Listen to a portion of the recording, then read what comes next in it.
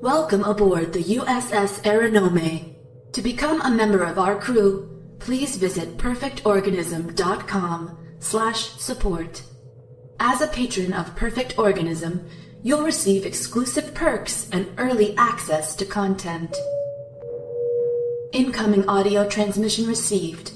Please proceed to Subdeck 3 to begin playback.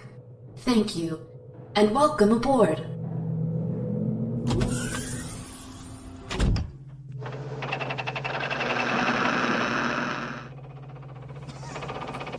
All right, sweethearts, what are you waiting for? Breakfast in bed? Another glorious day in the Corps. Day in the Marine Corps is like a day on the farm. Every meal's a banquet. Every paycheck a fortune. Every formation a parade. I love the Corps. Where's Basket? Let's rock!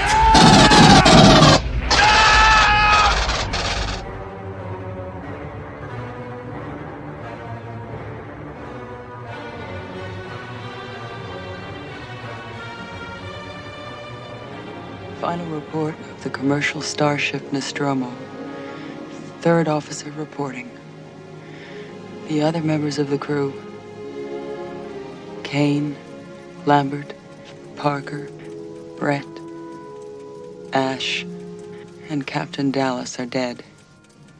Cargo and ship destroyed. I should reach the frontier in about 6 weeks. With a little luck, the network will pick me up. This is Ripley, last survivor of the Nostromo. Signing off. Welcome to Perfect Organism, the ALIEN Saga Podcast. I am your host, Dan Prater, and I'm joined by hosts Patrick Green. What up, guys? And it's been a long time. We are kind of back in a reset. It's just me and Patrick. We're kicking it old school. Yeah, way old school. We haven't had a Perfect Organism episode that's just been you and me in a long time, and we felt like with 40 Miles of Bad Road, this new series, this 10-part plus maybe series on aliens, that it was time to kind of get back to the basics and talk about this movie that we love. Yeah, I love how we started off with like you made the announcement that says 10 parts, and then it's like within 5 minutes I was like, oh shit, we got to do this episode. It's going to be 3,000 parts long, and that's okay because it's fucking aliens, and we can talk about it forever. And we're so excited about this. There's going to be so much interaction with you guys on building better worlds. We're going to be asking for a lot of feedback. Connor's going to be running a lot of that stuff. So get involved, be part of the series. There's a lot to come. Absolutely. I'm really excited about it. It's, again, we kind of decided we talk about aliens a lot. We've said this before in discussions. There's a lot of people who reference aliens all the time. If anything, if you go in the groups, Building Better Worlds, AVP Galaxies forums, if you go in those groups, everyone's always referencing aliens or Vasquez or that kind of time period. And so it's so much in public consciousness or fandom consciousness that I never thought about discussing it. But then as we were talking, I thought we need to actually investigate this film and why this film is the film that it is and the effects that it has on us as fans, on the movie industry, on the genre, on the science fiction, everything. We needed to investigate everything, and that's why we're here. Hello. Ripley. You okay? Just tell me one thing, Burke. You're going out there to destroy them, right? Not to study, not to bring back, but to wipe them out. That's the plan. You have my word on it. All right, I'm in. Because of all the movies, I think Aliens has had the broadest cultural impact. I really do. I think Alien is probably the most sort of important, in those ways, I guess, in terms of like cinema history. And it's my favorite. But I think Aliens has had such a broad, sweeping impact on popular culture and on things like the notions of female heroes in action films. Like that's a huge impact that I think Aliens really brought out.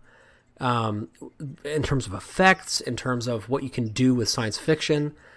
It's just had such a far-reaching impact, and I can't wait to look at it on a small scale and break it down and look at the actual micro moments that made it what it is. Because, like you said, it's sort of become more than a movie at this point, But at one point in time, it was just a movie that a bunch of people made. And I can't wait to explore that process more and to break down my presumptions about what happened and question them and see like what actually was the process. And I think tonight's episode is going to be a lot of fun. But before we get to that, we have a couple of people we want to give a shout out to. Yeah, so we want to shout out to our new patrons. Lady Ann, PhD, she's our new patron, and she's been so great. She messaged us. She gives to our show on a monthly basis. Huge fan. She loved what we did with Proximity, and we're working on another installment of that as well. We also want to give a shout out to Stefan Bischoff. Thank you so much for your patronage. What you guys give to us, we're able to essentially give back to you. And every time that I see we get a new patron, which isn't that often because it's pretty small, but it's growing steadily. Every single time I see that, I get actual chills. I'm like, there are people out there who care enough about what we're doing to support it with their money because it's a hard world to live in. Like, money doesn't come easily. And for somebody to take $2 out of that every month or $25 out of that every month is, it's not wasted in terms of resources or in terms of our hearts. Like, it's something that really means a lot. So I just personally, on behalf of both of us and the whole team, thank you so much for your support and for believing what we do and for supporting it. And every single time you give to this program and to this network of podcasts that we're putting out, we are more motivated than ever to give that back. So thank you guys so much. Absolutely. Yep. Thank you. So here we are talking about aliens. But before we do that, we're going to talk about the shadow of Alien in some ways. Like, how do you move on from Alien? And Patrick's going to talk a little bit about kind of where we are at that point. But before you actually go into that, I was thinking, in terms of Alien, it's so interesting to talk about Alien because we didn't see the first film first. Most of us saw the second film first. So it's this like, oh, this is the beginning. We kind of experienced Alien like it was a prequel, which is so interesting because that's... Well, I did not have that experience. But I know many people did. So I'm curious for you, how do you think that colored your perception of the first film? For a long time as a teenager, I saw the first film. I'm like, oh, okay, this is interesting, but I like Aliens better because there's more. It was character driven. I mean, certainly Alien is character driven as well, but the characters in Aliens are just different. They're just more alive, I would say. Not more alive, but there's just a different dynamic going on. There's a sense of brotherhood and sisterhood and camaraderie and family that isn't as present in Alien. Alien is a study. Alien is a methodical, cerebral study of almost like claustrophobia and kind of that eighth passenger. What do you do when something is in your space that you can't find? And that sense of scientific exploration, like kind of that forbidden planet that I'm always talking about. So Alien was almost like, the art house film. And Aliens is the blockbuster film. It took me a long time to really come to a place where, even though Alien 3 is my favorite of the trilogy, Alien's my next favorite. Alien is really the tone that I'm looking for the most when I see an Alien film.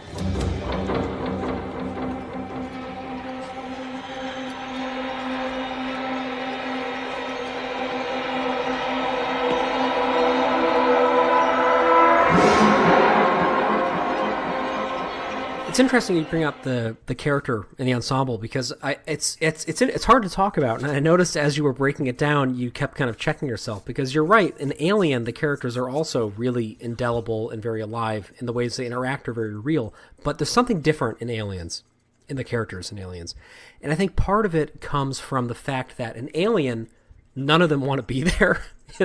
Like they're all just kind of waiting to get home. They aren't friends except for Parker and Brett. Mm-hmm. There's kind of like weird little, microchemistries going on that, through various versions of the script got kind of whittled away in terms of sexual tension and things like that. Yeah. And so they're all on a nightmare together, and they sort of band together a little bit in that experience through the shared terror of that. But in Aliens, these people live and breathe and die together. These are people who went through basic training. They ended up in this military unit. And we both have friends who have served in the armed forces. And their bonds with people that they've served with are so deep. You know what I mean? I mean, they get matching tattoos. They call each other every day for support and things like that. There's a bond that you make when you choose to go to battle with somebody else, you know? And I think that part of why the characters in Aliens are so unforgettable is because you really believe that. You really believe that they would willingly die for the survival of that unit, you know? And they signed up for it. This is something that they Yes. signed up for, was what you said with Alien. That none of them signed. I mean, these are just kind of regular Joes in space, like everyone says, truckers in space, waking up, doing their business. I mean, the last thing that they would ever thought they'd be doing is some fucking scientific exploration to some unknown planet and getting something. Whereas, I mean, Ripley's got to get home to her daughter. Yeah. Parker wants to just go home and party. They all want to. They want to get back, right? And they're quibbling about the shares they're going to get and about, you know, these sort of like these like small little microaggressions. Whereas in Aliens, there's none of that. In Aliens, they sacrifice themselves to keep each other alive, and that's something that I feel. You know, we talked a little bit about this on the roundtable that we recorded that we'll be releasing after this episode comes out. But to me, part of what's powerful about Aliens, I'll make it brief because we've talked about it, is the sense of optimism that runs through the whole thing. And I think depending on where we are in our lives at different times, that resonates differently. So for me, when I was a kid, for a very long time, just like you, Aliens was my favorite of those two. Mm-hmm. Alien 3 wasn't even really on my radar until I was like a teenager. I just sort of like, I thought it was very scary and very weird, and I wasn't really into it for a while, which is funny because now I'm obsessed with it. But I saw Alien first, became completely head over heels in love with it. And then I saw Aliens, and all of a sudden that was all I cared about. And the Kenner toys were a huge part of my childhood, as we've talked about. This idea of exploring space was huge. I was very into Star Wars. I was very into a lot of those sorts of things. And Aliens fits more neatly into that paradigm, you know? And so I feel like, for me, seeing Alien first, it was interesting. It stuck with me. And then after I kind of grew up a little bit out of that sort of childhood phase and I saw Alien more for what it honestly was, I realized that was the movie that actually was closer to my heart. And that allowed me, I think that was kind of the key that unlocked Alien 3 for me, because I was able to watch it for what it was and not what it wasn't, which was Aliens. And I think in some ways Aliens has cast such a huge shadow, and not in a bad way, but it's just such a monumental achievement in terms of box office returns, in terms of filmmaking success. It's just such a hit. I mean, Empire Magazine, I think it was Empire Magazine, voted it the greatest sequel ever made, you know? And it's always put, you know, with Godfather Part 2, Terminator 2, Aliens, there's like a select number of sequels that in some people's eyes actually surpass the original. And this was one of those movies. Anyway. And you have to toss it up to James Cameron. I mean, I know he gets some flack these days for Avatar and talking about making 1,500 sequels, even though he hasn't made one yet, and even though they're talking about it and they keep pushing the date up. And Titanic, which is an amazing technical feat. Technologically, Titanic is amazing. That's actually a really good film. I mean, it works really well. It's certainly not an art house film. It's very blockbustery. It is a James Cameron film. Because that's who he is. That is right? who he is. That's the reality. He engineered two of the most greatest sequels of all time, Aliens and Terminator 2. That is hard to do. James Cameron is brilliant, and I don't care what anyone says, even though I know that Avatar is essentially Fern Gully and all of these kind of stories. I do, honestly, I fucking hate Avatar. I've tried I actually enjoy it. But I know what it Really? is. I do. I mean, I don't enjoy it as high art. It's not high art. It's technologically amazing. It has nothing to say. Now, I think the sequels will probably be way better than the original, because the original, the original, like we've discussed, is just kind of like, oh look, these people need saving. White man, come save us, but look like one of us too. You know, same old story. Dances with Wolves, Fern Gully, very problematic. Elysium, directed by Blomkamp, had the same issue. But I do think that James Cameron's really smart, and I think if he were to step back into the Aliens world, which he'll never do because he's going to be making Avatar films until he's dead. But if he were to say, I'm putting Avatar on hold and I want to make an Alien film, fuck yeah, I'm there. Oh my God. 100% confidence. 100% confidence. 100%. I think that James Cameron knows who he is as an artist, and he has known that since he was in his 20s. And I think he fucking rocks it every single time, even if we disagree with him. And I don't think Avatar is very good. Everything else that I've ever seen by him, including Piranha 2: The Spawning, I think is really well done. I agree. And I think you have to look any farther than the fact, and we'll get into this in a subsequent episode, but the fact that he shot The Terminator while he was writing the script to Aliens. Two of the seminal pieces of science fiction in the 20th century. I mean, really, truly science fiction, masterpieces. At the same time as like a 30-something-year-old Canadian dude who was an effects artist and got into filmmaking and made masterpieces after masterpieces, and then came back and made Terminator 2, which is way better than the original in my mind. Yeah. And is another just completely just defining masterpiece of science fiction. Yeah. And it's anyway, interesting. So we're going to get much more into this. Yeah, but I mean, to step back a little bit, and I think about Alien, the on the footsteps of Alien. Did it need a sequel? Was there when you finished Alien? Did you feel like, oh, this needs a sequel? Even though I know about Aliens, Alien didn't need a sequel. Alien was like Blade Runner. It was fine the way it was, and so you have this woman drifting off into space. And you don't know where because it was such an ensemble cast, she didn't feel like the Ripley that we know at the end of Aliens. Well, and also because her character, as we've talked about a little bit in the past on the Heroes episode, is so different in Alien versus Aliens. In Aliens, she becomes, I think, actualized as a hero, whereas in Alien, she's self-sufficient and she's brave and she's cunning and she's amazing. But the only really heroic thing, which I brought up last time we talked about this, is the fact that she goes back and saves Jones. And to me, that's like a moment of actual heroism in that film. Yeah. But the reason why we think of yeah, that's true. But the reason why we think of Aliens as this like masterpiece of heroism is because Ripley is so incredibly badass in that movie, and she makes so many hard decisions that are so valorous, and time and again, her mettle is proven, and she just fucking saves the day. So there's a huge... I think in terms of Ripley's relevance to pop culture, it would not be what it was without Aliens. But I do have to say, and follow up to what you were saying, at the end of Alien, I have zero desire to see more of it. I think Alien is one of the few actual perfect films ever made. Even though there's some things that could theoretically be changed with better effects or something, or better pacing, I think it's a perfect document. I think it's like a gemstone. And those movies, just like Blade Runner 2019, as you mentioned, they don't need sequels, And if you're going to do it, like Aliens and like Blade Runner 2049, it has to have something truly special to say, What's interesting, and we'll get into this a little bit later, is that they didn't have anything to say when they started fishing around for an Alien 2. None of them did. Not Brandywine, not Ridley Scott, not Fox, and we'll get a little bit into that. But what's fascinating is that James Cameron is such a fucking genius that he just drops into this thing and writes the treatment in a matter of days, and it's now this foundational piece of cinema. Yeah, it's really interesting. Here we are. So we're talking about the end of Alien. Alien has been released. It's done gangbusters.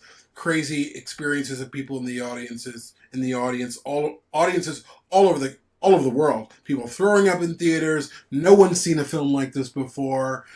Returns are coming in. It's cha-ching, cha-ching, cha-ching.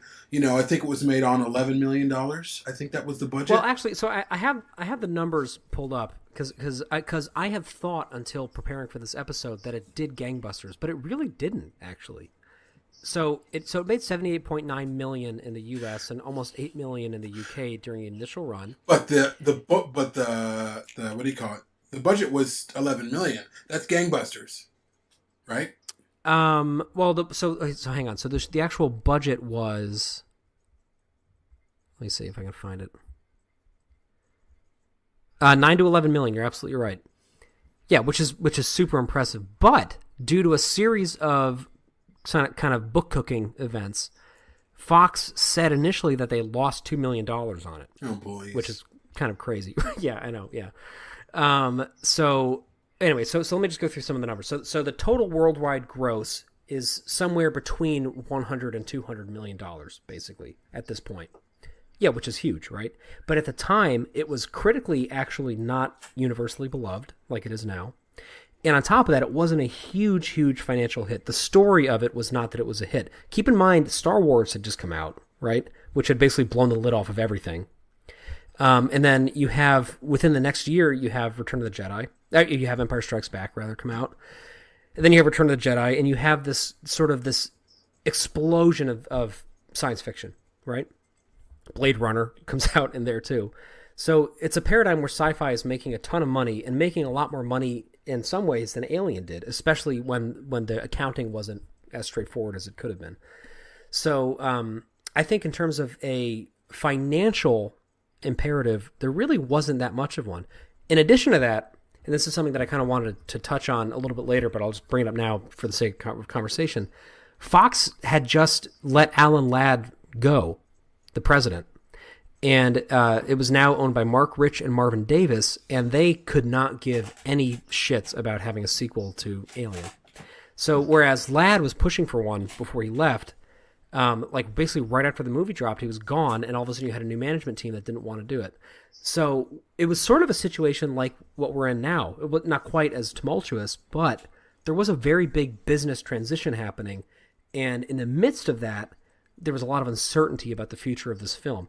So just to break it down, you had a financially fishy box office that has since gone on to be very successful, but at the time it wasn't clear if it was.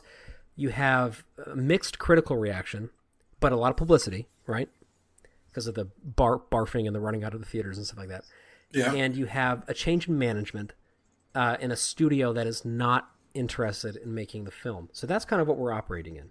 While in the background, sci-fi franchises like Star Wars and Blade Runner, although Blade Runner wasn't this enormous financial success by any means either, they're blowing up.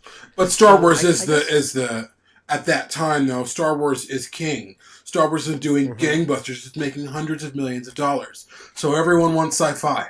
Everyone, I mean, then you have Battlestar Galactica coming out on TV. You have all these iterations of science fiction. Even Ridley Scott himself was like, I was so in love with Star Wars. I mean, that's one of the reasons why he did Alien. He wanted to do his own kind of version of that, which is one of the reasons why he's approached the series now, and he's made 2 more films within the Alien universe, because he wants it to be like Star Wars, which is another conversation.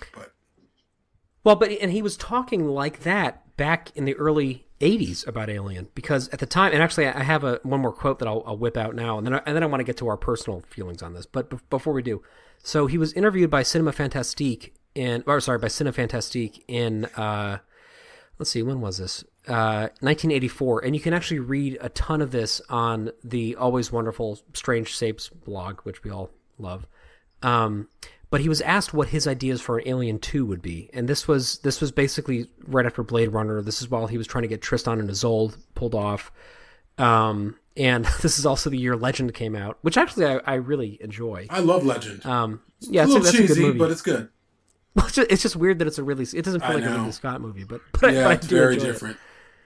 But so here's a quote. This is what Ridley Scott said to Cinema Fantastique in 1984. He said that the sequel should certainly explain what the alien is and where it comes from.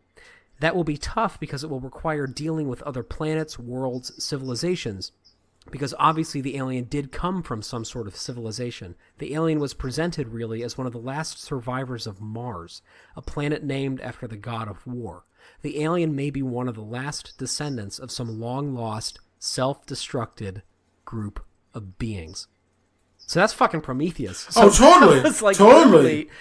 And he was thinking about that right after he put the first movie out. So that's weird to think about, that he was basically planning on coming back and doing a sequel that was that movie, and then it didn't happen. Yeah, I would have loved the Ridley Scott in that era. I said this, I think I wrote this a couple days ago. I would have loved the Ridley Scott from that era to make that film, because he was a very different director. He was more methodical, he was slower, he did way more takes, he had far less camera setups.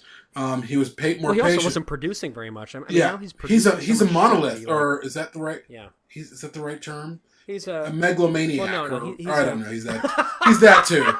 He's a megalomaniac. Well, maybe a little bit. No, he's a whole machine. enterprise now. Yeah, totally. Yeah, he's a machine. Yeah. He's producing for AMC and doing all these TV shows and doing stuff for Disney, and he's producing for FX, which is a Fox-owned company. He did that series with Tom Hardy. I can't remember the name of a very dark series. I can't remember the name of it. Yeah, but anyways, Taboo, yes. Is it Taboo? Yeah, right. Yeah. But so yeah, I mean, I think that's. He's doing 7 simultaneous. Remember on that interview at the end of last year, he mentioned that he was working on 7 simultaneous projects for Scott Free. You know. Yeah. I mean, he's a machine, and more power to him. I mean, honestly, we obviously have talked at very great length about our feelings on the prequels. I'm a huge Covenant fan, not a Prometheus fan. You're a fan of elements of both of them. More of a fan of elements of Covenant than I am elements of Prometheus, but even in spite of that, though, like there are things like you just said, you would have you liked him more in the 80s. Yes, as a filmmaker. yes. So I think it's safe to say that we're both aware of some of the missteps that he has made. Absolutely, and I think fandom is aware of that. Yeah. I still want to see him finish the trilogy, and get some continuity so we can build from there. But all that being said, I think that it's fascinating to go back to the early 1980s and to see that he was already pre-gestating the ideas that now he's finally getting to do as an octogenarian, which is pretty amazing. But anyway, so that was one possibility at the time for where the movie could go. And you go back and read the histories of these things, there wasn't that much out there. Basically, Brandywine had to be like, we want to make another movie. Fox, can you bankroll it? And they were like, well, I don't know. And then they found James Cameron, which we'll get into on another episode. But I want to ask you, if you were the new president of Fox in 1980, what would you have wanted to see? Let me answer that question, but let me also state that what was going on at Fox in terms of them thinking about an Alien film is the legacy of how they've treated these Alien films ever since. We got lucky with James Cameron. We got lucky with David Fincher. They wound up making some incredible films that are masterpieces to us, to me, to our friends. They were very, very lucky. But 20th Century Fox has had a history of saying, we need a sequel. What are we going to do? Who do we, what they did is they found, by accident in some ways, James Cameron, who was like, I got an idea. And they're like, all right. And he brought his idea and his artistic sensibilities and his focus as a director and who he is as a person, as you were saying earlier. And he really, despite some tension and some issues on set, he made a fucking masterpiece. It's, again, one of the best science fiction films ever made. Now, to get back to your point, and I mentioned that really just to say that what we see happening with Fox and these franchises has been happening in terms of them never having a plan. It's happened since day one. We got lucky in the 80s when these filmmakers were younger, and there was more of this thirst to get their vision on screen, and this struggle, and the products of those struggles is amazing. Well, and before you answer the question, just to kind of go back to what you're saying about Cameron, I think it's really important to really nail that point home, that we're so lucky that he was able to pull that off, because Fox basically treated him the same way they treated everybody else that has helmed an Alien film, which is with complete kind of early on apathy about it. Like, okay, I guess we'll see if this will work. And then getting very nosy and trying to change a lot of things, making a lot of demands, and then eventually ending up with this kind of weird hybridized film that doesn't make very much sense. But part of why I think that happens is because of the astronomical success that Aliens had. And I think they looked at it as, this is a formula that works for this series, right? Because James Cameron was the singular genius who was right in the right place at the right time to make this movie. And I think that they've basically been trying to replicate that, which is why they hired David Fincher as a 27-year-old, right, to make it, because they were like, well, he's another brilliant guy. Like, let's let him give it a shot. But of he course came from commercials, just like Ridley Scott did.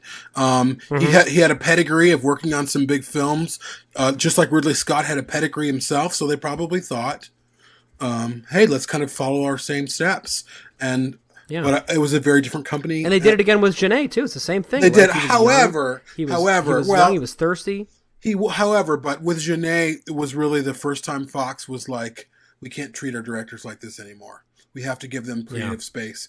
We have to kind of let them do what they're going to do. And they did. Unfortunately, all of those pieces that we discussed in our Alien Resurrection series, all of those pieces fell together and it made a really shitty product. Right. They still didn't really know what they were doing. They had no clue. Right. And just for a minute, I'll pivot. Why Marvel is so successful is because even though Bob Iger is in charge of Disney, you have these subsets of companies under the banner of Disney. So you have Lucasfilm, you have Kevin Feige, who's head of Marvel, and he's head specifically of the MCU. Yes, which is I think a really important distinction because he's in charge of that film franchise, and he will be in charge of X-Men as soon as Fox. That deal closes up, which is going to happen in a few months, probably right by the end of the year or the beginning of the new year. I'm sorry. Yeah.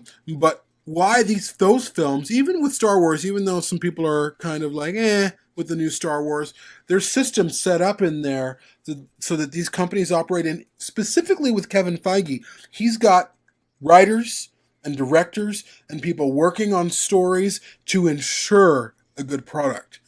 Fox, historically, has no one. They have no one. They change regimes. They change vice presidents or presidents, and they're like, "What are we going to do?" Right. And that's one of the reasons why these films are so uneven is because it's kind of business as usual. And to their not to their credit, but to give them the benefit of a doubt, a lot of movie studios are this way. They're like, "Well, what are we going to come up with?" Like Warner Brothers, they have these intellectual properties that. Who owns, again, I think it's Sony. They own the 007 IP, James Bond. And a lot of times with them, it's, well, what director we're going to get in? Is it still going to be this guy? They kind of, they go through over and over and over, and they're negotiating and they have someone writing a story. But as time goes on, and like with Alien being so... Alien's got I'm not going to count the AVP films, but they are still connected. There's the 3, 4, 5 films Alien has as many films in it as Star Wars right now. Almost. And there is not a foundation or anything in place to ensure that the next films that get made have groups behind it, much like Marvel, thinking about story, thinking about quality, thinking about continuity, so then you get these films that people love or people don't like. At any rate. Right. And I just wanted to really iterate to people that this system that we're seeing at Fox, that's frustrating for a lot of us, like, what are they doing? It's the same system they've been operating under for most of their tenure as a movie studio. And what's funny, and then we got to move on from this because we're going to get sidetracked, but what's funny is that Brandywine has been that through line, right? Carroll, Hill, and Geiler, like they have been there for most of these projects. That's true, but they don't have much autonomy. But they get shit on, and that's the thing, right? Is that like, and you think that they would? You think Fox would be like, these guys know better than literally anybody else how to do this, even though it's been all over the place in terms of quality. Like, I mean, they literally they rewrote the script for Alien. They fixed Alien 3 so that all these crazy things came together into a masterpiece, and then Fincher was able to kind of tie it. I mean, Brandywine has been at the center of this thing for the whole entire time, and they're still. I mean, they produced Covenant, Yeah. And Fox is distributing it, but they just keep getting. Yeah, they produce Covenant in name only. Like, if you think about it, the films that they've been integrally involved with have been the most successful. Which is the first 3. And again, I think without Geiler and Hill, Alien 3 would not have been what it is. Absolutely. Right. Because even though... And like we saw in the script episode where we actually went through page by page of the script, you can see like they're fucking cutting and pasting things in there and fixing it. And these scenes that are so iconic came about because they were able to pull it out of the darkness and take all these disparate ideas and make brilliance out of them. Yeah. You know? Yeah. And I think you're absolutely right. I mean, the greatest example of that is Resurrection, which the series that we just finished, where you can see that they basically backed out right at the beginning because they were just immediately not being listened to, and they didn't want to make a shit project. And ultimately it was. Yeah, and David Geiler, or was it Walter Hill, I think, went on, you see interviews with him saying, this is going to ruin the series, and it's a horrible script. And he was right. It was Geiler, yeah. And he was right. And they didn't Geiler listen with to him. Chain smoking. And this happens with Fox all the time. I mean, even though there's some contention in terms of the Blomkamp project, whether that have been good, whether it was necessary to bring Ripley back or not, and there's been that discussion, which we've had many times. But what we know for sure was that fandom was fever pitch wanting that movie. And Fox was like, no. Sorry. So they don't really have a track record for kind of continuity even within themselves. They don't have anyone. There's no one in place. I mean, the only people they have in place are people who are in charge of franchise like fan connection, like our friend Chris Castellonia, who's kind of in charge of fan connection and fan outreach with franchises. And there are people who work and do some research for them here and there, but there's really no one like Kevin Feige that's like, hey, I'm in charge of Alien. Everything goes through me. You would think it would be Brandywine, but Brandywine is a production company that works with Fox. They don't work for Fox. Brandywine produces things that other studios would produce it sometimes. I do want to get back to your original question so we can move on. Your question was, if I was the president of Fox at the time, Alien has just come out, it's just kind of seen its run, where would I want to go with this? And that's kind of hard. I think there's two ways to answer that. Number one, am I a fan of the film as the president of Fox was at the time? And if I was, I mean, I think part of it would, I don't know if I would have an answer to that, because even at the end of Alien, Ripley isn't this like, she's not the main star of the movie. So you could go anywhere. You could go back to that planet. You could, maybe my idea would to be send another crew. Say the movie would start and it starts with the crew of the Nostromo has been lost and Weyland-Yutani is about to send another group out there to find them. And this is the area that they were before. They send a crew, and instead, this isn't truckers. These are almost, it's not even so much military, but it's maybe a scientist. It's people who have been in the Weyland-Yutani company for a long time, but they're on a mission to find out what has happened to this crew of the Nostromo. And that would be an interesting thing. So it's connected to Alien, and it is going back to the planet. But they're looking for signs of life. And maybe at that point they run into, during that travel to LV-426, they find Ripley's, the narcissist, and they don't wake her up and they just keep her there. And they're like, okay, we've got her, but we need to find out what's happening. So Ripley stays in cryo. So Ripley's in this movie. Well, she's in this only in name. Tangentially. So yes. So they get the narcissist and then they kind of keep her in cryo. They keep her in cryo and they're like, we need to head back to this planet. And then they're gonna when they find the narcissist, they start checking it over, saying, hey, there's some interesting things on this ship. There's some biological material on the ship, and they start investigating and putting it under microscopes, and they're like, this is weird. What's the closest planet? The closest planet's like this one over here, and then they end up going to the planet. But that would be for me, if I'm spitballing, if I'm like, let's get back to that planet, let's explore that more. What was that ship? Who are these people? That's what I would do. And you don't feel like that would be giving too much away? Because I know something that we talk a lot about is whether or not to allow questions to be answered in science fiction, right? So, to be totally honest, my initial thought would be that I would like to see a prequel. It's funny, like what I think is I would like to see what happened to the derelict, Because at the end of Alien, that's what my question is. My question at the end of Alien isn't what happens to Ripley, because in my mind, she is safe, right? Because she is at the end of Alien. She has conquered the monster. She's in cryosleep. She has her course is set, right? She leaves her message. She goes to bed. She's got Jones all set. He's all comfy. She's okay. I don't leave Alien needing to have further reinforcement of that, right? I leave Alien wondering what the fuck was on LV-426. Absolutely right? Agree. And that is the thing, and that's the thing that we all carry with us, right? The chestburster is what gets butts in the seats. the derelict is what keeps butts there for decades, right? Yeah. Like, that's the central mystery. So then you're faced with this conundrum of, do I explain what happened or do I not? Well, I think you can explore that, though, and not explain it. Like, I think about, like, say Weyland-Yutani sends in a ship to find out what happens, and they go back to LV-426, and you see more exploration into that derelict. More. They're going deeper. They could even do this. They could even do this now. They could even tell that same story now.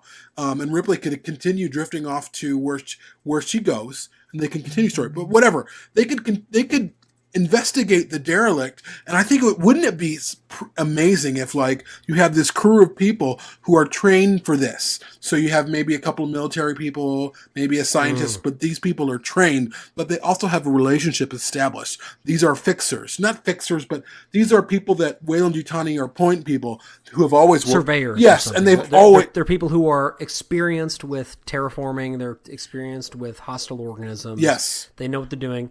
Which is funny because we're actually formulating the plot of Aliens right now. Do you feel that coming on? Like, we're literally like, let's go see what happened on LV-426 and get specialists to go out and find it. With Aliens, though, it was more of like, this is what's been going on in LV-426, and we're not hearing from these people. Whereas with, might be similar in terms of we haven't, it's been 15 years and we don't know what happened to the Nostromo.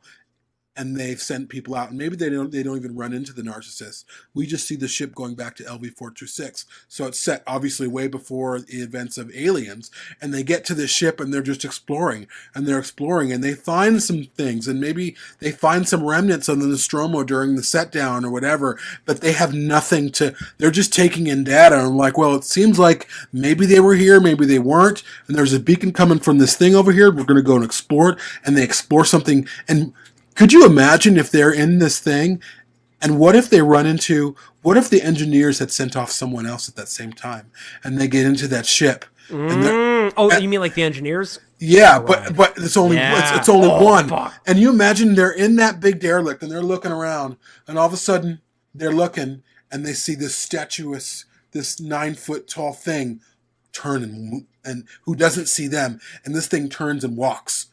Holy shit! Like. Yeah, it's almost a double Alien film. I think it could be brilliant. Right. And then they try to escape from this engineer, and they end up, in the bowels of the derelict, and they get impregnated, and then all of a sudden you're living the experience of Aliens, but enclosed in the derelict, which is such an amazing set that, like, but that's also something that I don't think they would ever greenlight, because at the time, they have no digital capabilities like that. They would have had to rebuild, and like, it's legendary how much work went into building the derelict. So to have a whole movie kind of take place around that would have been an enormous challenge. They could have done it. I mean, if anything, James Cameron could have done it, because he was so brilliant at using things like miniatures and matte paintings to create the experience of a full universe. Yeah. But I think that's a really fascinating idea. What I would love to see, because 57 years passed between the films, right? And that's like a lot of shit happens in that intervening time period. I would have loved to get Amanda Ripley's story. So obviously, after Isolation came out, Amanda has become more of a central figure in fandom. She's somebody that I have a hard time with her. I have a hard time with her character, but go ahead. We'll talk about this. Really? Yeah, I do. Check those corners. Check those corners.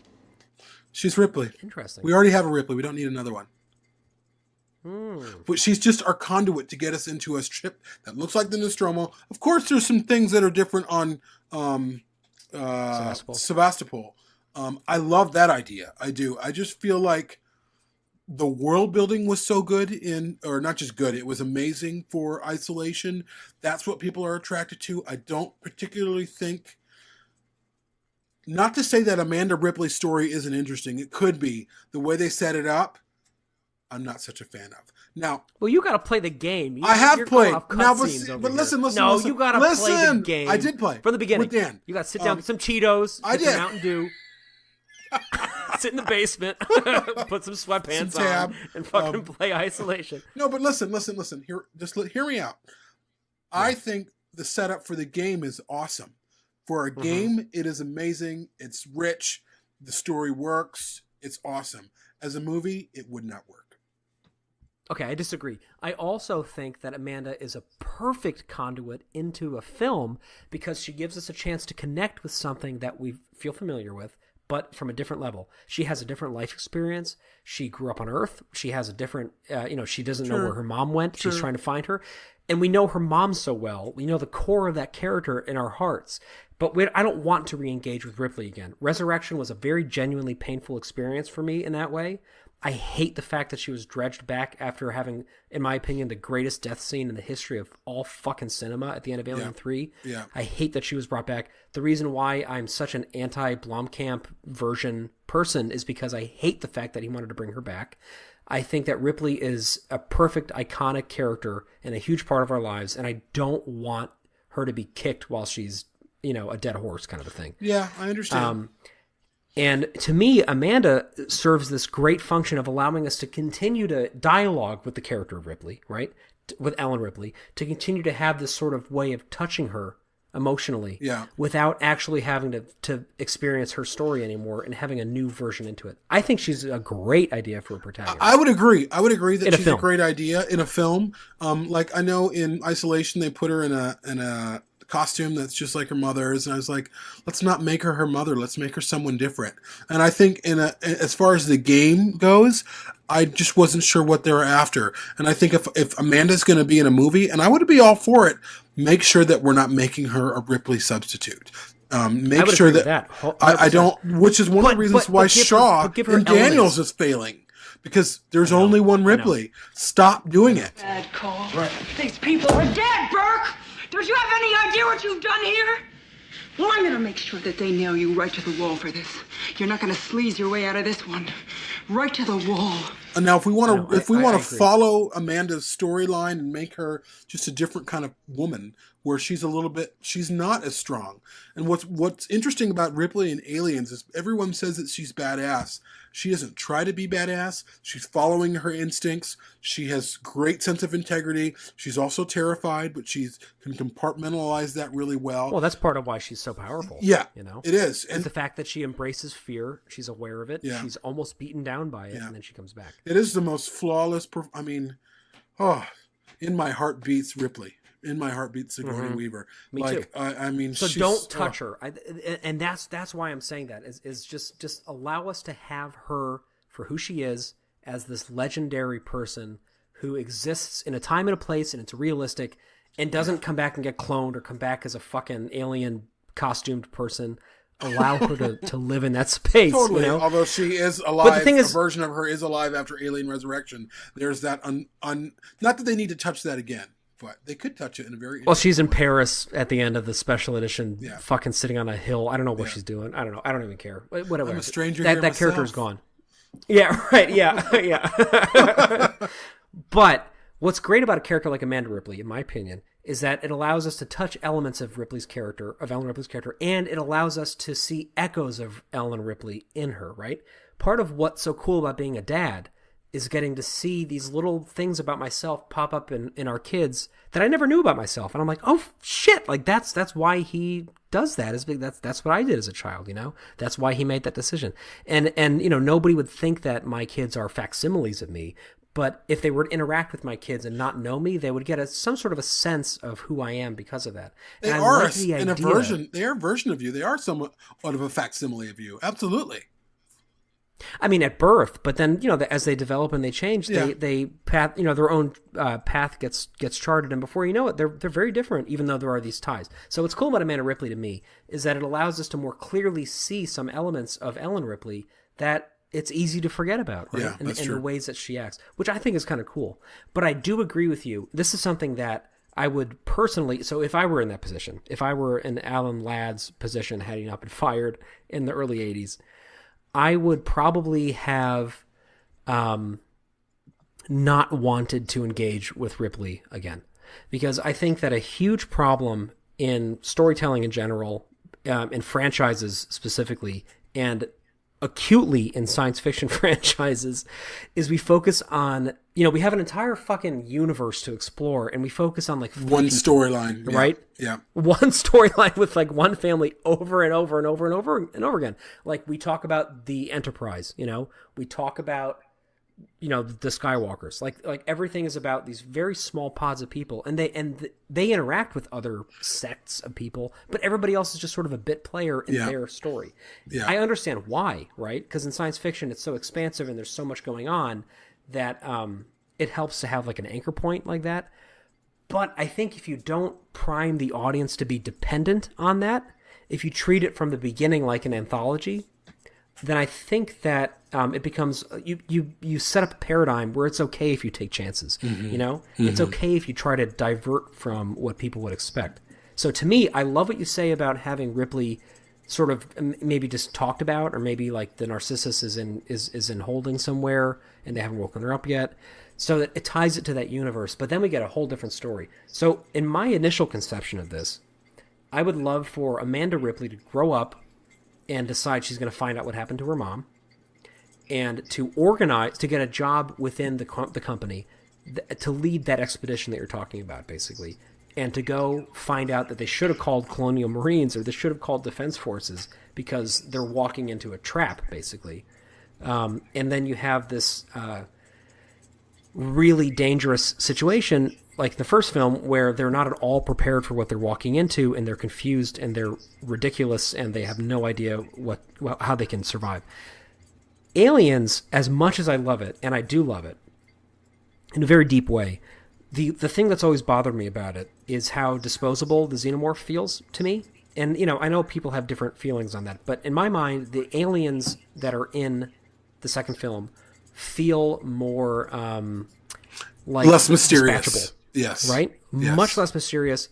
They feel like, like I could punch them, In the first film, like, I wouldn't touch Big Chap. Yeah. He is so eerie and otherworldly and frightening and so much more powerful than any of the humans that he's near that there's nothing you can do. And Aliens, they killed hundreds of them, That, like, the turret sequence that's cut, like, it's just fucking mowing them down. Yeah, and when you can kill them that easily, they become less interesting.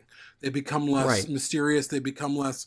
They just become bugs, which is a contention, which we'll get to eventually in one of our episodes of, is it overrated? What is it, Some of the arguments that people have kind of aliens dumbing down the lore of the xenomorph. Absolutely. But I do understand... within the context of the movie that he was making, which again is a masterpiece, you can't have the aliens all be just way more powerful than Big Chap. So you have to do the opposite of that, which is to just make tons of them, right? And to make it more like you're going against instead of a shark, a school of piranha, right?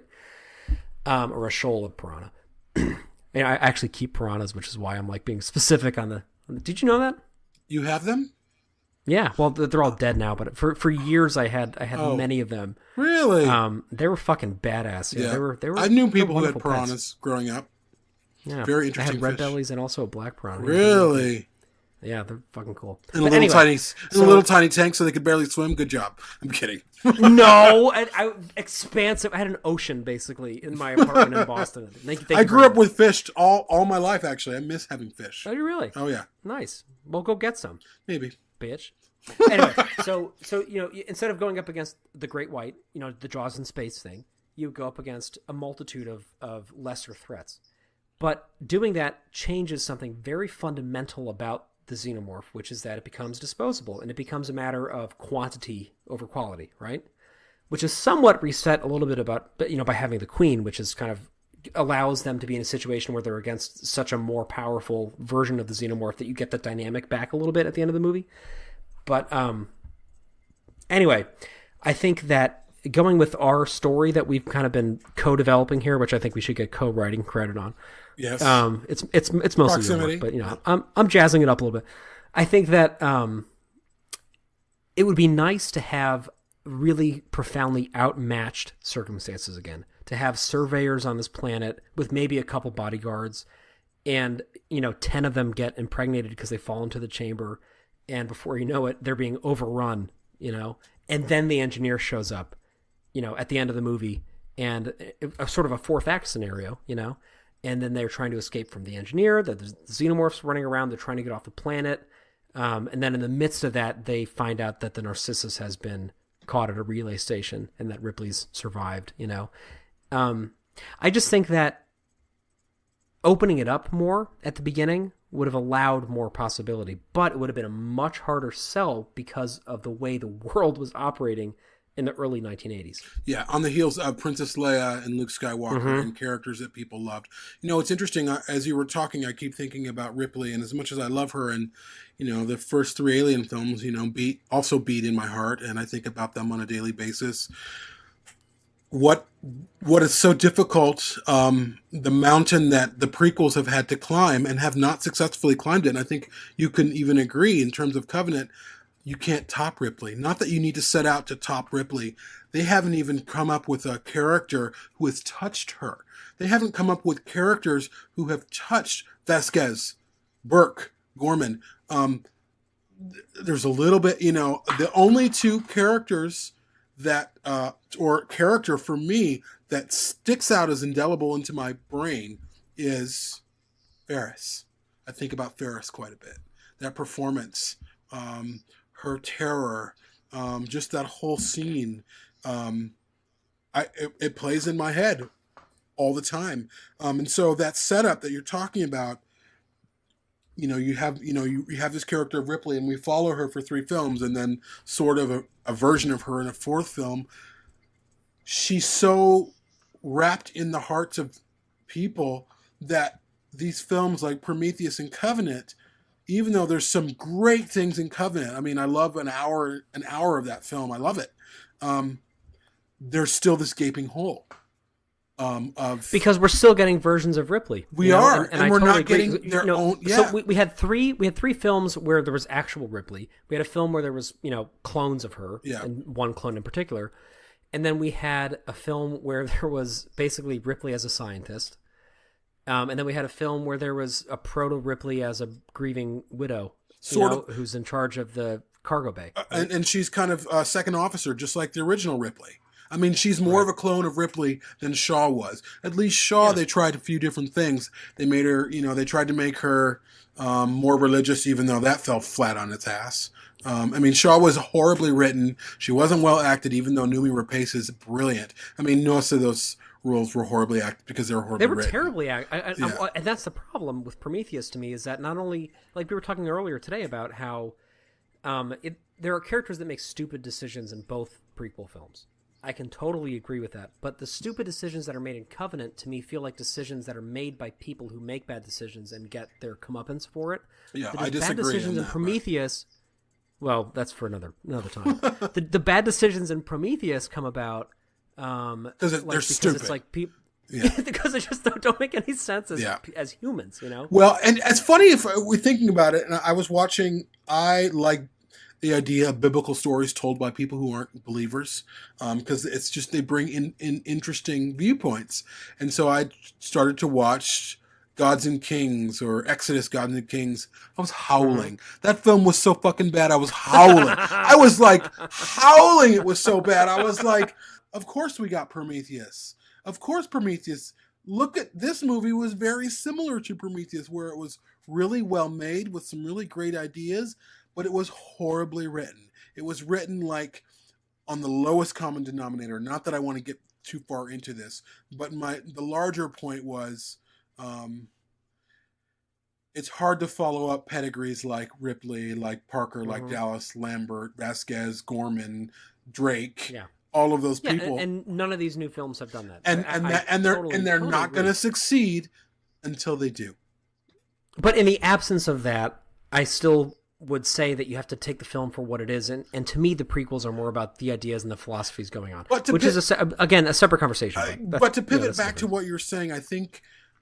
What you were saying is if they would have opened it up a little bit bigger, we might not have had these problems. And in fact, if Star Wars would have opened itself up a little bit more, and maybe and I think some of the issue that people, not just get into Star Wars, but this relates, some of the issues people have with The Last Jedi, which I don't have because I loved it. I think it's a masterpiece. I think it gets better and better every time I see it.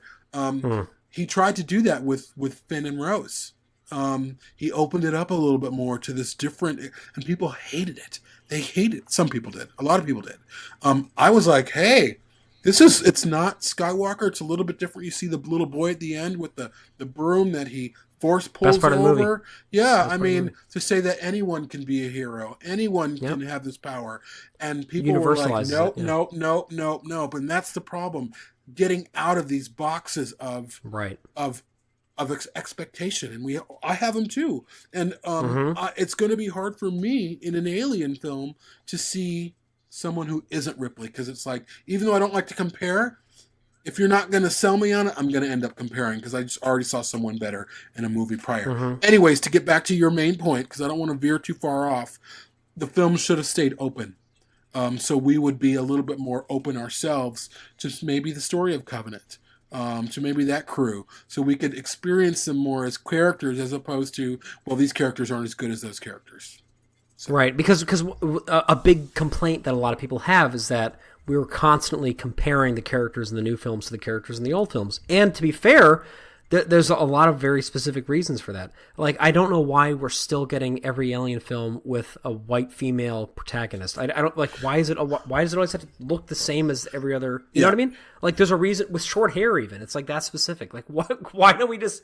Again, the onus is on Fox and the people who greenlight this stuff. Like, if you want people to accept these ideas or what you're presenting and to be more out of the box thinkers, then stop giving us versions of the same thing. Right. And I do have to qualify that, though. I really like Daniels a lot. I know you don't. I really, truly do. I actually think she's a really interesting character. I really enjoy her in the book quite a lot as well. And I think that that Watterson does a really good job with the part. And I find a lot of value in that character. It's not that she's terrible. She's not terrible. She's just forgettable. That's the difference. But, well, I wouldn't call her forgettable personally in comparison to Ripley. Of course she's forgettable. And here's the problem. Can you imagine... And I really mean this. Can you, Jamie, imagine seeing an Alien sequel or prequel film with a crew as indelible as the people in Aliens? Can you theoretically see that happening? Yes, absolutely. No, I can't. Why? I can't. Because you know what? Well, see, you were alive when Aliens came out. I was 1 at the time. So I have no connection with 8 or whatever. You were 32 at the time. We were both single digits at the time. You were putting your dentures in. You were like, I gotta show up. So you had a brief window of time where you experienced it actually as like a living, breathing person before it became legend. I didn't have that. So when you saw it did you saw it in theaters or no? No, I saw it when it came on TV. Okay. I was just about to turn 10.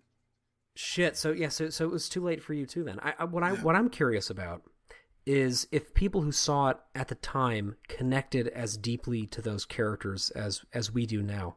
But see, I think your argument's flawed, because I think of films like Interstellar and how Christopher, you don't like Interstellar? I fucking love Interstellar. Oh, okay. So Christopher Nolan was able to fashion. I love. Yeah, it's a masterpiece. It's one of the best science fiction films ever made. I don't give a shit what anybody says. It really is. Anyways, I absolutely love it. Yeah. And the soundtrack is one of the best I've ever owned. It's amazing. I agree. That's actually Jude's. Speaking of my son, that's his favorite movie soundtrack. Really? He loves Interstellar. I have a 7-minute version called Day One Dark. I need to share that with you. It's different from what's on the score. Anyways, you have someone like Christopher Nolan who's able to make a film like Interstellar, and we are emotionally invested in those characters. They're living, breathing, actual human beings who love the way that you're invested in the characters in Aliens. Really? Yes. Absolutely. No, that is not true. You fucking are. Well, yes! Here's a question. I think here's about a question. Rand Here's a question. or Brand, whatever her name is, all the time. I think you don't know her name. That's what I was just gonna say. It's Brand. How it's many Brand names or Rand. of the crew members do you remember? Cooper. I remember Cooper. I think about them all the time. Who else? Well, they're Cooper, Murph, and then who else? What's the name of the robot? The main robot.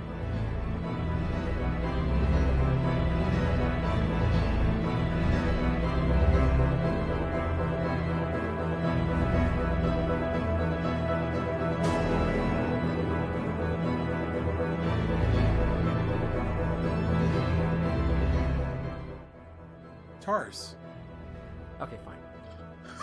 Fine. You got one of them. No, you're you fine. Got one of them. What's Catwoman's name? No. Anne Hathaway. No, not the actress, but I mean, like, what is her character's name? Brand. She's like the... Are you sure? I am positive. Because her father was in charge of the whole mission. And then Jessica Chastain plays a grown-up Murphy. What's your point? My point is that You're wrong. My point is that there is no comparison between the characterizations in Aliens and the characterizations in Interstellar. Interstellar is a masterpiece of cinema, a masterpiece of science fiction. It is an emotional journey that I relate to, and I feel very hard. No, but I don't live with those characters. I live with my moment-to-moment experience. I live with. You don't even know his name. No, it's a girl I'm talking about. Who are you talking Natalie about? Mortman's Tars? Natalie Mortman. Natalie Mortman. Natalie Portman's character from Annihilation. She lives and breathes in me. I think about her all the time. Yeah, Lena. So I knew her name. I think about her all the time. This is how powerful characters are for me. When I invest. Like the movies. You think Lena holds up? Listen. Vasquez? I am as invested in Rachel as I am in Ripley. Because she was I agree with that. I'm invested in Kay in a different way. Why is it different? Kay's a new character. It's different. It's different because Rachel has lived with you for all 12 decades that you've been alive. You have had time for her to live and to gestate in your heart, right? I'm curious for people who are listening to this episode, please write in and let us, actually, I really do mean this. Please write in and let us know. If you were of an age to see Aliens in theaters when it came out, I know many of you were, what was it like? Did you have an immediate sense of deep connection to these people? And I'm saying that because, for example, Lena, the biologist in Annihilation, is one of my favorite characters in recent movie history. I feel her very deeply. I feel like that. I read the trilogy of books. I'm going to read it again. I'm fucking obsessed with that movie. I don't think about her the same way that I think about a character from Aliens. See, and I don't even mean I think about David from AI the same way I think about Ripley. Like he's a different character. He operates different from me. In fact, that moment where his mother drops him off in the forest and she goes, "I'm sorry, I've never prepared. I didn't prepare you for the world." Breaks my heart. I think about that moment all the time. That movie sticks in. I think about the character. I think about Richard Dreyfuss's character from Mr. Holland's Opus. No. Jaws. No, the one before. Close Encounters. Close Encounters. Sorry. I think about him all the time. He sticks with me as much. Like, and you think about him the way you think about Ripley? Yes, in a different way. The way you think about Burke? Really? Okay, Burke's fine. different. You're special. To me, I'm a character every guy. Every single character, and I know. Yeah, you're gifted in that way. Okay, to me, just normal. Nobody else comes close to Ripley. Nobody else comes close to the ensemble cast in both of the first two films. And there are echoes of that. As far as science fiction, I agree with you. As far as science fiction, I agree with you. There's nothing like it to me. There's nothing like it to me. And it's not even an emotional connection. I don't commit to Pharaoh or to Wierzbowski as like a deep emotional thing, right? Me neither. But they are completely living, breathing entities in my day-to-day existence. I think about I know Ferris every fucking all the time, line they though. drop. I think about Ferris all the time. I do. Yeah, and I agree. I agree. She's probably the strongest character in Covenant. I agree, but nothing like. I mean, this is something we talked about on that recent roundtable as well. So this will be kind of repeat listening for some people after they get to that episode. But what's amazing to me is every time Aliens comes up in conversation, we all start reciting the entire script line by line from that point on, doing the accents. I mean, for example, when Al Matthews died last week, which was a fucking huge blow to the community. We did that video episode. It's something that I've been, every time that our tweet gets liked, I get, notification about it, and I see his picture come up, and every single time it hits me that we lost Al Matthews this week. Yeah. My point being, though, that the ways in which people responded to his death were probably 80% quoting lines of his from the movie. This is a character who was in it for maybe 15 minutes of screen time. Mm-hmm. He dies very early on. He doesn't show up until quite a while, until she already leaves and the station and goes out there. He has maybe enough dialogue to fit into half of one page. He has a couple of interactions with Hudson. He gives some commands. He reflects on the values of being in the Marine Corps and gets people up and running. And yet we know every line that he has, and he's somebody who we think about all the time, and people have his face on T-shirts, people quote him all the time. He's a huge part of our lives, you know? And it's not even characters like Apone, it's characters that you see, it's like Frost, these people that you see for moments. Gorman. Wierzbowski. These are real. Yeah. Wierzbowski. These are people who are real characters. And there's so many of them. But that's what's amazing. You're touching on something that I think we're going to talk about in the future in terms of the legacy of, or we sort of talked about it in our roundtable that everyone will hear, but we need to talk about it deeper. And you're talking about something that's synonymous to Alien, in terms of the sense of camaraderie and family, that we think about all of these characters all the time. Gorman doesn't have this big, huge role. I think about Gorman. I think about Burke. I think about Newt. Of course, Newt's in the movie a lot. I mean, fucking Newt. That's one of the great characters in cinema history. Totally. There's a magic. There's a magic behind Aliens that, almost to detriment, that movie is so powerful and magical that nothing else matches up. And because it doesn't, because that love and that time that Cameron spent has not been spent the same way by Genet or Ridley Scott. But you're talking about this connection that we have to everyone, like Al Matthews. I mean, all these people are family. I follow Mark Rolston on Twitter, and every time I see him, I'm thinking, okay, he's still in the world. Can I just a very brief shout out to Mark Rolston. He is in the new Spider-Man game, which I have been completely consumed with over the last few weeks. And he plays the Green Goblin in it, Harry Osborn. Oh, wow. And it is like an incredible motion capture performance.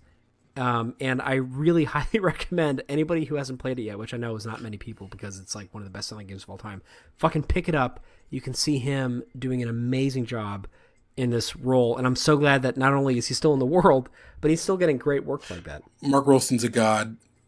He's awesome. Yeah. Drake. We are leaving! We are leaving. So, I mean, I think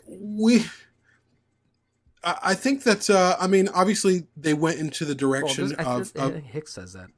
What? Isn't that a Hicks line? That's a Hicks line.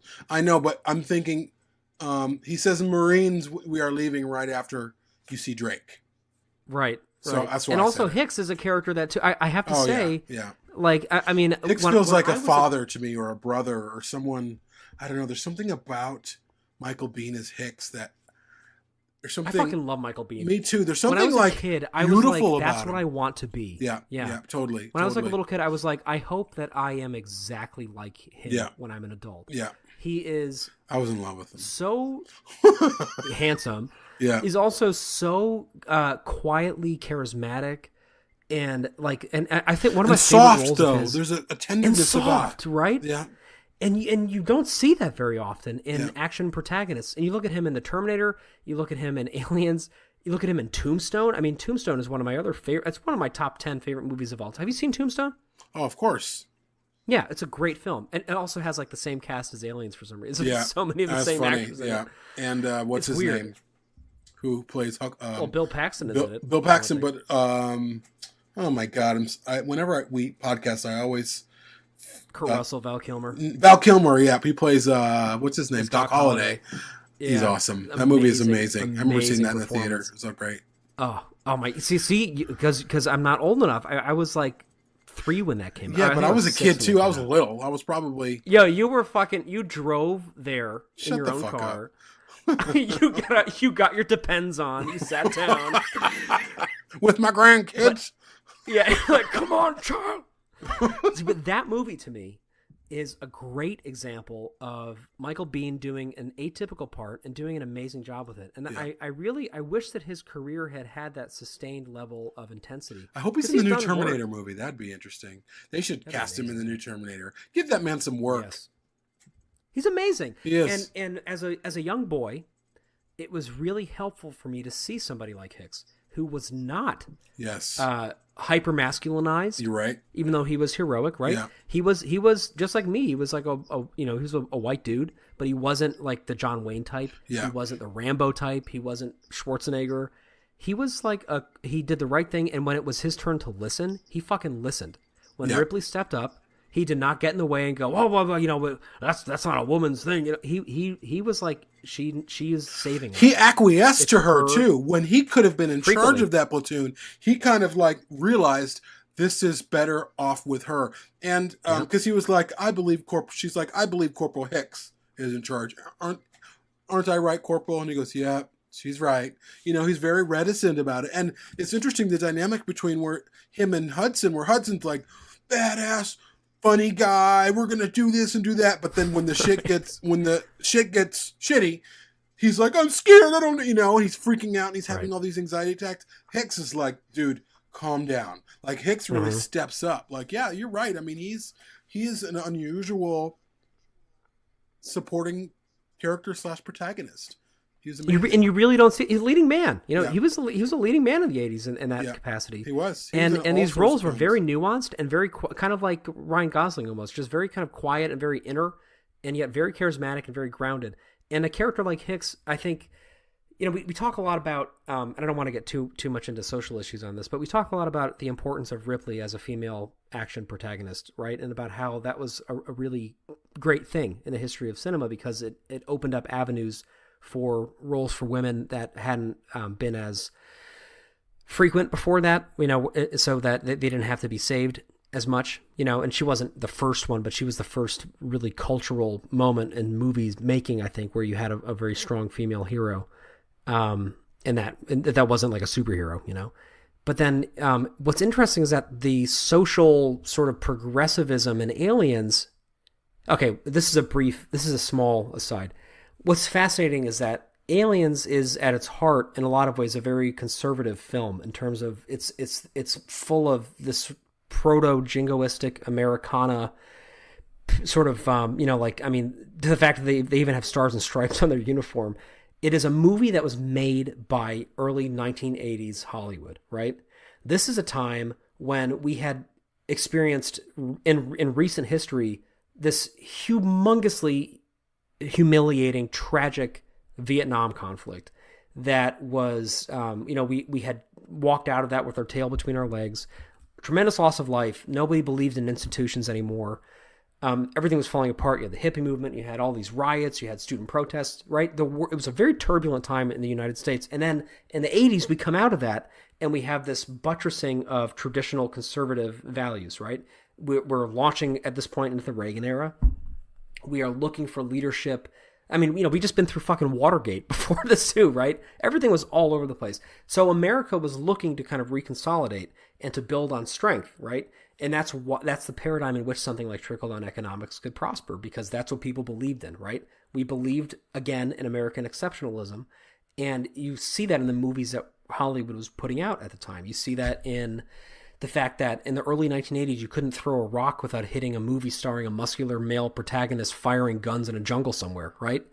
And I'm not making a judgment call. That's part of our history. I'm not saying that there's anything necessarily wrong with it, but that's where we were at the time, right? And that was the paradigm that Aliens came about in.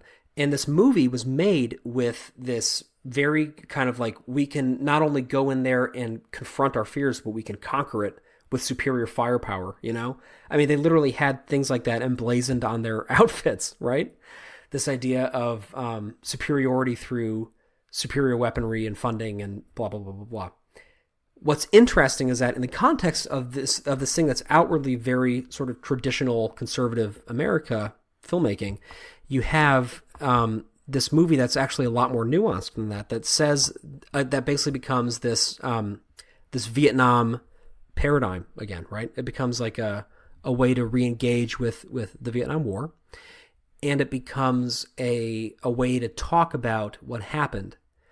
And then in the midst of that, you think that that's sort of the extent of this sort of, under the current progressivism. But then you have the male lead acquiesce consistently and with great grace to a woman who not only is a woman, but is not a military officer, until she becomes one in the context of the movie.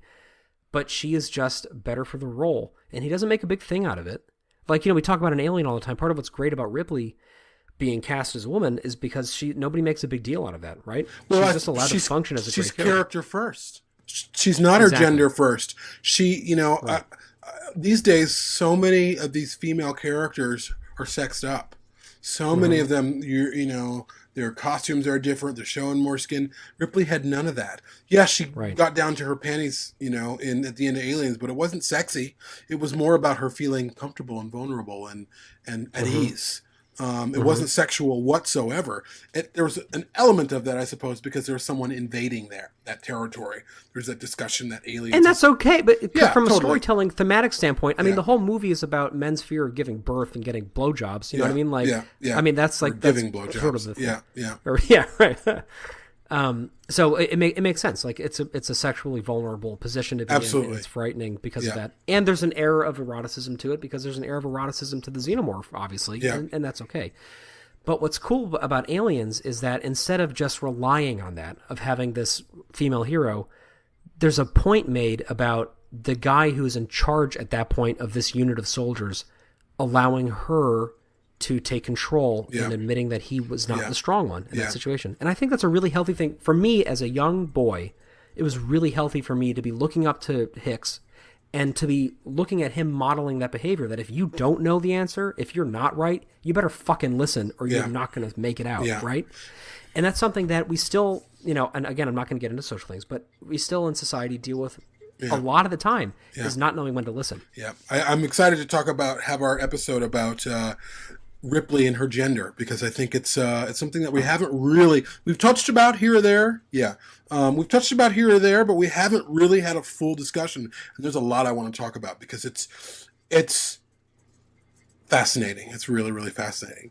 But and that's a whole conversation. Totally. so here we are. I mean, we have our ideas of where we thought maybe it could go, but instead of them opening it up, instead of them saying, let's go back to the planet with a new crew or whatever, similar things, or Scott's idea, they decide we're going to go after Ripley. And then they sort of by accident meet James Cameron, Walter Hill, and David Geigel. Good Lord, I can't talk. David Geigel. David Geigel. Walter Hill, and David Geiler meet James Cameron. And James Cameron had already written a script called Mother, I believe, at that point. And Right. there was there's a lot of similarities. So we can kind of stop there and kind of Right. move Well, into... I do want to stop there, but before we do, let's just like dial in a little bit to what happens right before that, just for 1 second, and we can end on this. So you had this transition to the new ownership, right? And so the movie was kind of on hold, and in the midst of that, you have Brandywine sue Fox for not distributing the profits of Alien properly. So already you have this contentious relationship, which I think defines a lot of the things to come in that relationship between Brandywine and Fox, because they're already not doing well, right? They're already arguing. And in the context of that lawsuit, which was settled in 1983, you have Fox getting new people on board in leadership, and they're excited about it. So they're coming out of this lawsuit. You have Fox again transitioning leadership. Now they're back into it again. Brandywine is kind of on board. And then Brandywine pitches a movie. Specifically, Geiler pitches it as a cross between a couple of films that Hill had made previously, Southern Comfort and The Magnificent Seven. And Fox immediately says, nope, we're not interested. So again, Brandywine, it's like they're out of the situation for a day. Yeah. And they're like, hey, let's work together. And Fox is like, Yeah. so there we go again. Yeah. And then in the midst of that, Larry Wilson, who was an executive at Fox, came across The Terminator, which had not been shot yet, right? Cameron at the time was in, I'm going to look up is it 47 was he born? Let's see. 55. 54, actually. 54, so at the okay. time, so he was 30, basically. Yeah. Almost 30 at the time, which is crazy to me. He had written The Terminator, and they saw that he could potentially be a good fit for an Alien sequel, and he did this initial treatment, and that's kind of where everything came from. But again, it was taking a shot in the dark on an unproven filmmaker, and because of this, I think it has a lot to do with the movie that he wanted to make, what he wanted to say, the time period in which it was made, where we were as a country and as a world, what we had been through, what we were hoping to go to, and what we needed commentary on. So it was relevant. It was at the right point in history with the right people in place and the right series of happy accidents lined up to allow this 30-year-old Canadian dude to just jump into the driver's seat, make the Terminator, have the Terminator get delayed long enough to redo the story to Alien, to be able to Aliens to incorporate what he wanted to do with Mother and with his Vietnam story, and come out of that period with a movie that actually could say something new and relevant and could explode the themes in Alien and find new themes that suited that time in a really relevant way. What was great about James Cameron, too, is that, and I think a lot of these filmmakers when they were younger, is that they understand what it was like to be poor. They understand what it's like to have friends and to have to work for something and to build something and to create something in the struggle. And that's why these films are so relatable, because these directors are at this place in their life where nothing's coming easy to them. And that's why I think these newer films, even though there might be things that we like in them, they're not as relatable because the people who are making them are millionaires. And they're being written by millionaires. There's this dialogue. And they're older. Yeah, and this dialogue with characters are written by people who don't spend time with people who don't make under $1 million a year. So they don't. If you're gonna have people who come into the theater to relate to your movies, you're gonna need to be able to relate to them, and that is that's the big disconnect I think we're seeing right now in Hollywood, as opposed to there's such a connection with streaming services, is because you have these smaller